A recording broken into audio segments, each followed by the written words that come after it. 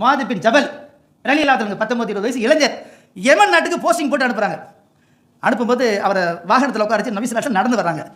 அவர் பதறாரு. இல்லை யாரை சொல்ல, நீங்கள் தலைவர், நீங்கள் தான் அல்லாஹ்வுக்கு அடுத்தபடி, நீங்கள் உட்காருங்க, நான் நடந்து வரேன், நான் சொல்கிறேன், நீ உட்கார்ப்பா.